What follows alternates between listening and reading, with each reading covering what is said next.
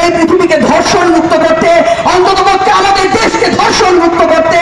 মা, বোন, ভাই, বোন, প্রত্যেকের মধ্যে যে সুন্দর সম্পর্ক আছে, রাখি বন্ধন, তার দিদা, তার বোন, তার ছাত্রী, তার সঙ্গে তার সহপাঠিনী, বন্ধু যারা নেই, তাদের প্রত্যেককে সমান অধিকার দিতে হবে, সম্মান দিতে হবে, তাদের প্রতি সম্মানের দৃষ্টি রাখাতে হবে।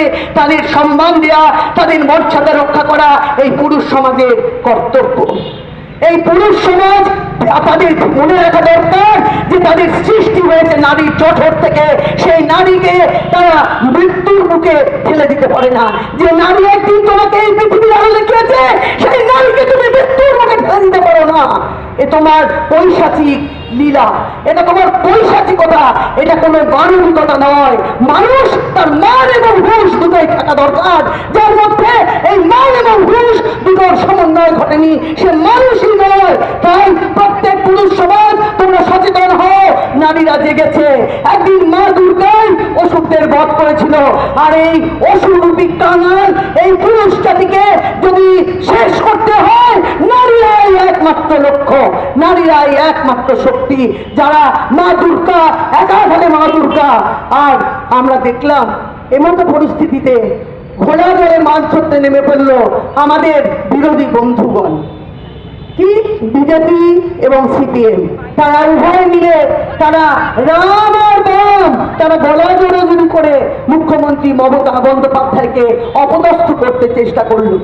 উত্তরপ্রদেশে হয়নি, গুজরাটে ধর্ষণ হয়নি, আসামে ধর্ষণ হয়নি, মণিপুরের নগ্ন মিছিলে আমার মেয়ে মা বোনেরা হাঁটেনি, মণিপুরে নগ্ন মিছিলে মা বোনেদের হাঁটানো হয়েছে।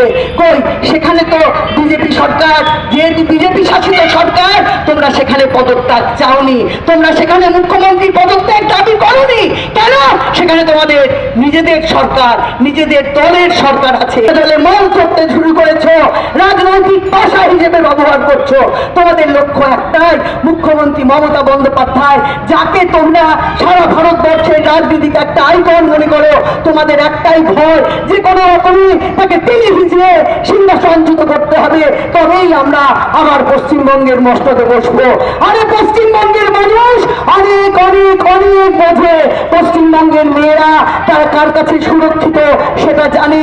তাই তো মমতা বন্দ্যোপাধ্যায়কে পশ্চিমবঙ্গের মেয়েরা গত লোকসভা নির্বাচনের সময় কত শতাংশ ভোট দিয়েছে, কোথাও 87%, কোথাও 81%, যেখানে পুরুষরা দিয়েছে 67 থেকে 72, 75%, সেখানে মেয়েদের ভোটের ভার 83%, 79%, 81%।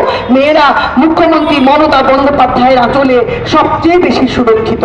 মুখ্যমন্ত্রী মমতা বন্দ্যোপাধ্যায়ের কাছে তারা অত্যন্ত কৃতজ্ঞ।